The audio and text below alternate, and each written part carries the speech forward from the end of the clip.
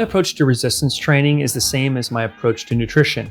It's based on science, it's non-biased, and it's specific. People come to me and they ask me the same question they do about nutrition. What's the best? What is it, free weights or should I be on machines, or should I be on this contraption over here? And so if you train with me, we're always going to find out the deeper story first and really dial that in.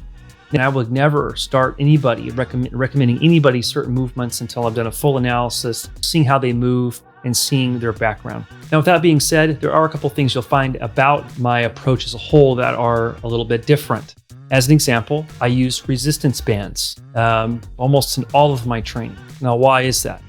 Are resistance bands better than free weights? Well, in many cases, in fact, most, they are. And here, let me explain why. Resistance bands actually challenge the muscle as it's designed. So let me give you an example of the bicep. So as I stretch out my arm, here is where I'm weakest, right through here. This tendons are being stressed the most at this point. And my muscle here is being elongated, right? But as I get here, this is actually where my bicep is the strongest. Now, a resistance band is the least amount of resistance here, okay? And the most amount of resistance here.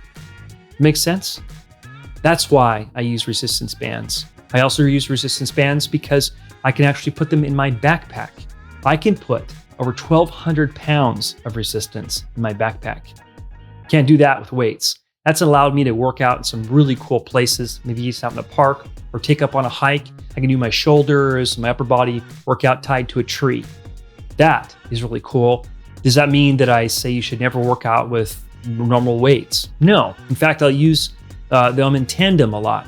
So again, it's not about being closed-minded and being just on one thing, but about looking at it with an open mind and looking at it because of science, not being biased, and being specific.